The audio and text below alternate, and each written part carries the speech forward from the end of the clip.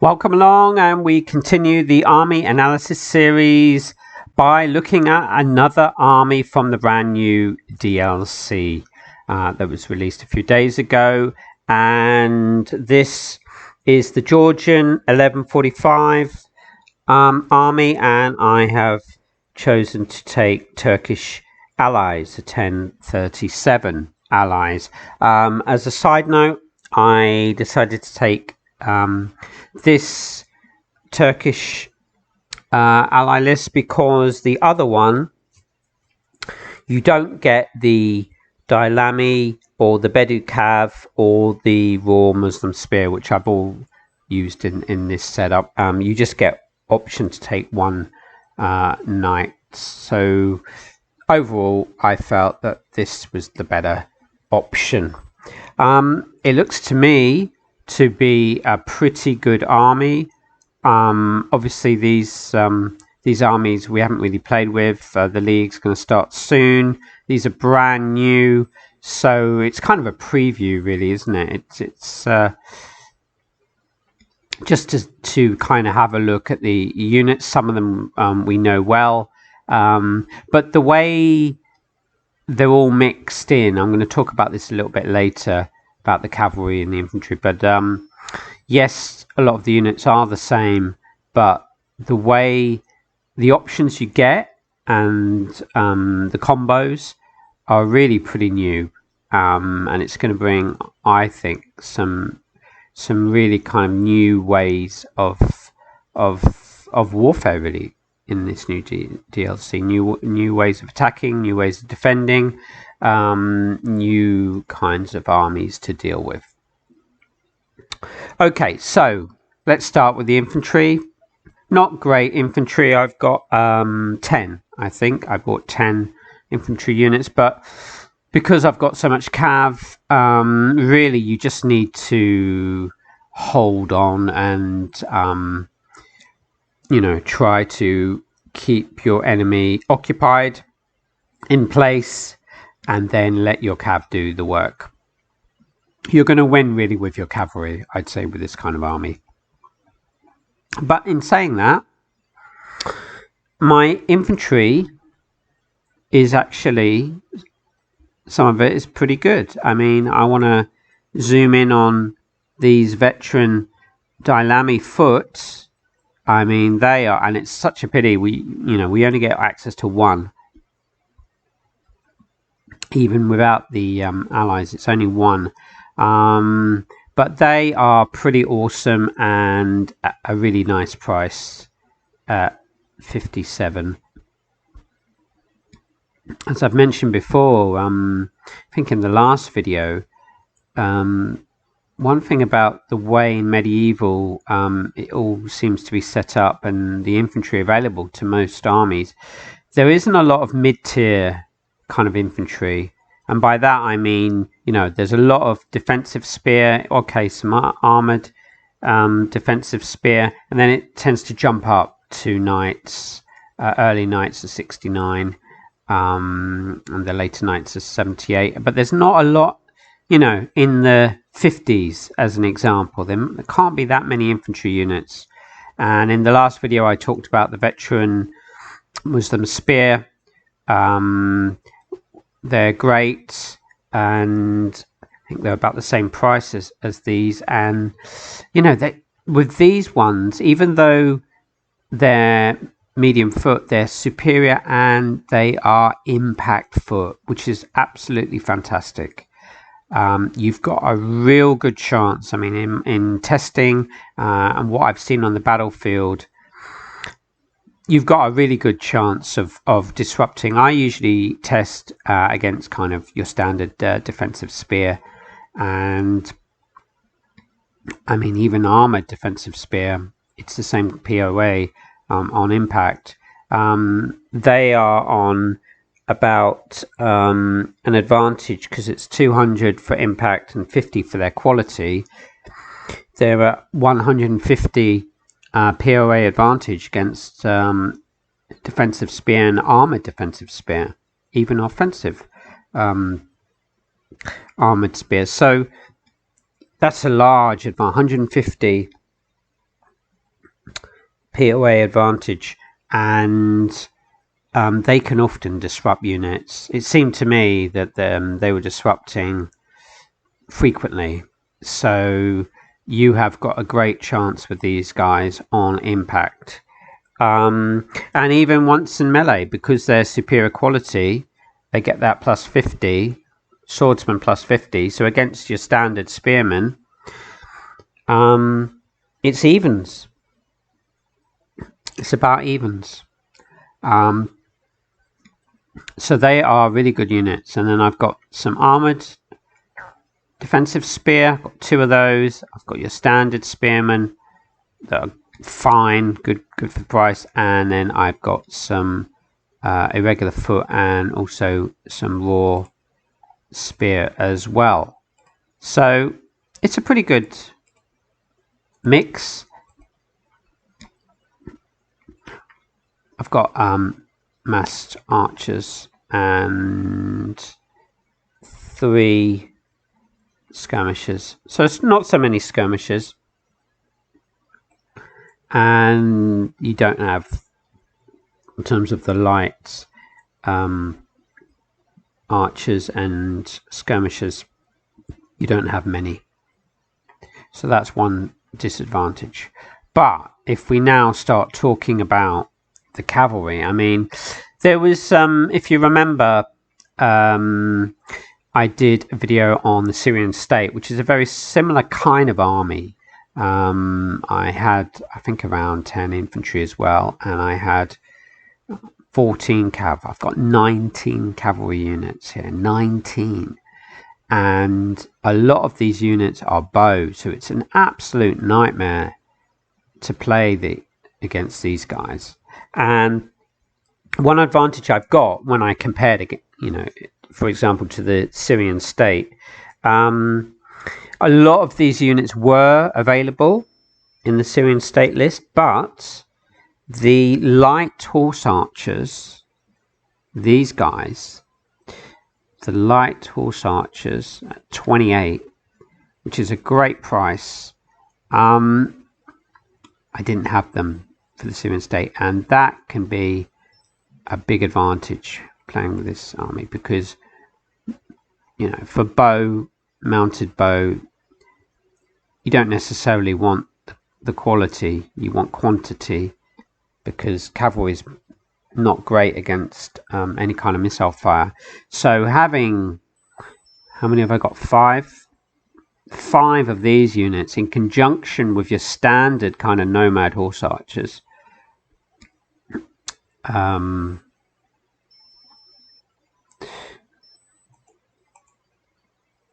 yeah, I've got 5 of these backed up by the expert armored horse archers. I've got 5 of those. I mean, this is what I find interesting about these new armies is that we all played against the Mongols, but that was really, I think there might have been 1 or 2 other army lists similar to Mongols, but it was mainly Mongols that people took and played with in the league, and we were used to playing against them because it was essentially all horse archers. But when you've got this combo, which a lot of the new lists have, when you've got some half decent infantry, a number of infantry units, it just makes things more difficult. It just means that you can't just focus on the cav and fighting the cav. You've also got to think about the infantry as well. So, and also the other thing is, because there's so many more of these kind of armies, whereas in the league, you have 10 players, so you've got 10 armies, and you might have 1 Mongol player. The way things are now, it's likely that you're going to be facing armies with these nomad horse archers, a lot more frequently, because Syrian state and Middle Eastern armies, this army, they have them. So you're going to be facing these units a lot more than you did before. And that's just going to change the dynamics of the battles. You've even got, I mean, these are great. I always like Lancers. I think they offer good value for money. And we've got some of the Bedu Cav, which are protected Lancers, and you've even got the light Lancers as well. The Bedu light unprotected Lancers. These are great value for money. You get that POA on impact, extra POA. So this is formidable. A formidable army. You know, if you have a lot of infantry, you know, how are you going to chase down all this cav? A lot of the European armies don't have a lot of cavalry, so maybe they're going to have to go more with their bowmen. But then you've also got to consider that you still need to fight the infantry as well. And if you look, I mean, I can change things up a bit. If you wanted to add some more bowmen, you've got that option. As an example, if I took out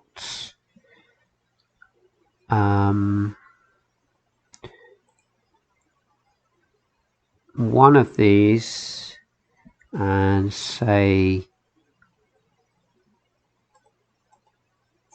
3 of these, actually, was it the,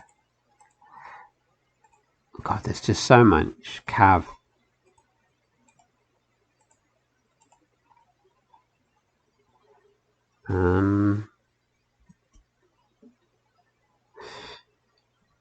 Okay, so we had 5. Okay, so it was one of those and the light nomad. Okay, so we've got light nomad 2. It must be these guys. Alright, let's just try it. So we took out 3 of those, and I could add some more bowmen. Actually, let's have these ones.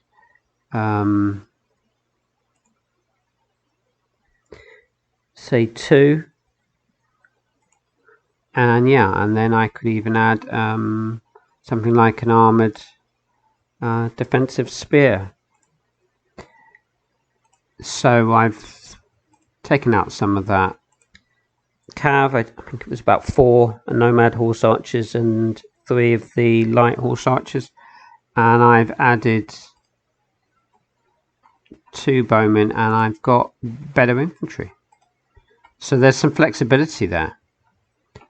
You know, I've got an extra armored spearman, 2 bowmen. So if you wanted to fight more on the ground, but you know, maybe support your infantry, because you've still got a heck of a lot of cav.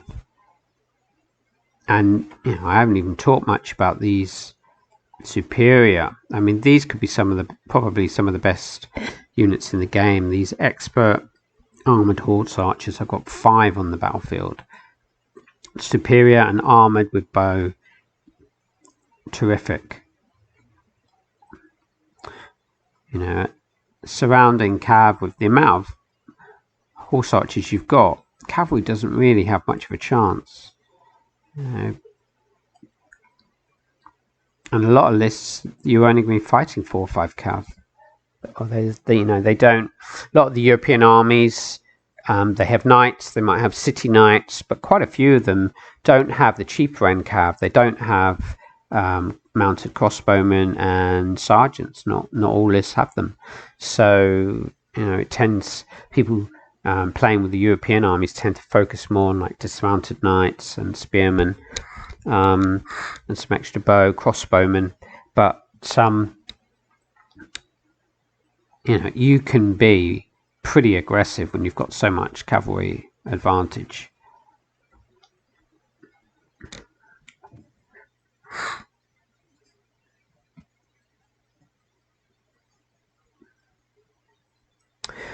What would I give this as a grade for this army? I think maybe about an A-. I've been giving out a few A-s recently, and mostly to these new armies. But when you've got such a great combo of bringing quite a lot of the nomad horse archers and then the superior kind as well, that's just going to be a handful. It'll be very interesting to see how they perform in the league.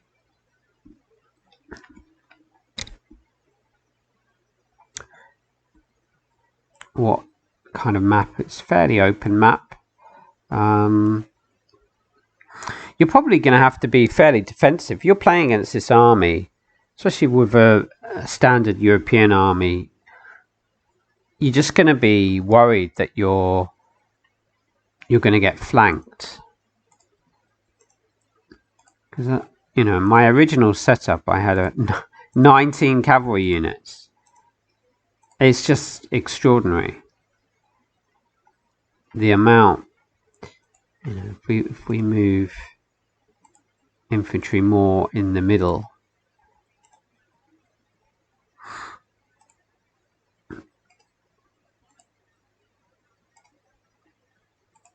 move it over a little bit.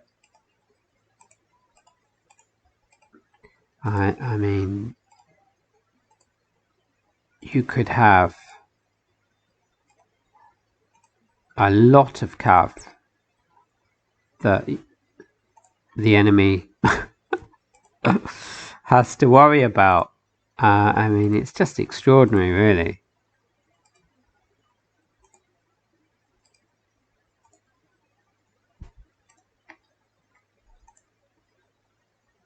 I mean, I've got a ton of cav over here. I've got a ton of cav over here.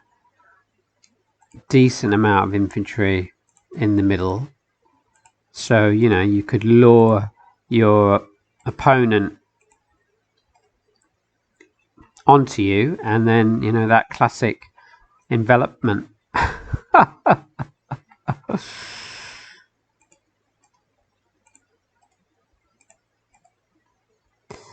Just. And, you know, you don't always need really good cav. I mean, we tend to be a little bit fixated on knights up until this, maybe, you know, now that could be smashed a bit with these new DLCs. You know, we tend to be quite fixated on knights and the quality, but you know, these units can still get flank attacks. With the bow, they can disrupt before charging. So, you know, for the price and the amount of units you can field, it's going to cause some problems.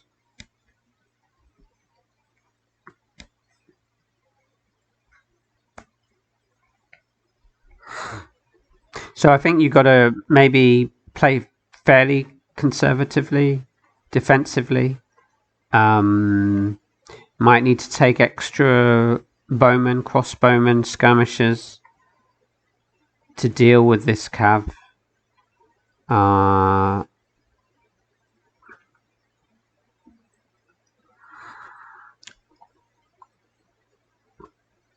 It's just not going to be easy. You know, because you're going to, what you'd like to do, I guess, ideally, if you're fighting this kind of army, because you're probably going to have infantry advantage, you know, you might have dismounted knights. You've got the Norman list, the early ones, German list, the later ones. You know, other Middle Eastern armies. I have the veteran spear, which are better than all of this, really. Even with the impact foot, once in melee, they'd have advantage. So better than all of this. So you want to get, obviously, generally, when you're fighting the enemy, you want to concentrate on their weakness, which is their infantry. But if you're clever, you know, you just hold this infantry back a bit and try and do the damage with your horse archers. And then, you know, I know some of you will well remember your games against the Mongols. The problem with fighting these horse archers, you're in the end, you're just chasing them all over the map. I mean, there's not an easy way to deal with them, really. So that means your line breaks up, you're all over the place, and then, how are you going to get to this, a well-formed line of infantry? It's going to be difficult.